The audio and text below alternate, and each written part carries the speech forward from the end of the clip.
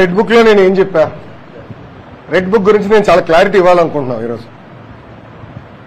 నా ప్రతి స్పీచ్ చూడండి, ఎవరైతే చట్టాలు ఉల్లంఘించి కార్యకర్తల్ని ప్రజల్ని ఇబ్బంది పెట్టారో వాళ్ళని నేను వదిలిపెట్టాను అని స్పష్టంగా హామీ ఇచ్చాను. మళ్ళీ రిపీట్ చేస్తున్నా, చట్టాలు ఉల్లంఘించిన ఓకే. జోగి రమేష్ గారు అబ్బాయి ఏం చేశాడో ప్రజలు తెలుసుకోవాలి. అగ్రిగోల్డ్ భూమి పత్రాలు తీసుకుని ఫేక్ పత్రాలు సృష్టించి అతని పేరుపై ట్రాన్స్ఫర్ చేసుకుని అమ్మేశాడు.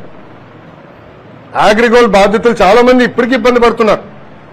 వాళ్ళకి రావాల్సిన డబ్బులు ఇంకా చాలా ఉన్నాయి. అగ్రిగోల్డ్ భూములపైన ఫేక్ పత్రాలు సృష్టించి అమ్మేశాడు, డబ్బులు సంపాదించాడు. అంటే యాక్షన్ తీసుకోకూడదా?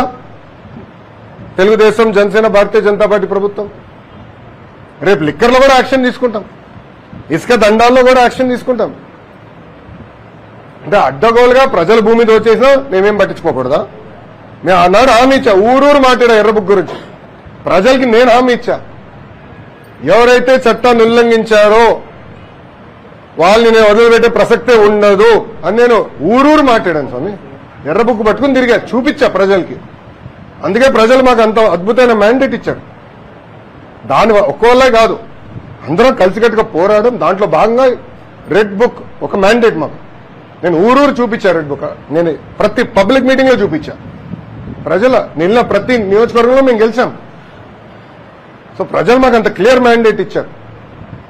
సో ప్రజలు కూడా చాలా క్లియర్గా ఉన్నారు. ఎవరైతే తప్పు చేశారో వాళ్ళని వదిలిపెట్టొద్దని క్లియర్గా చెప్తున్నారు. అది అమలు చేస్తాం.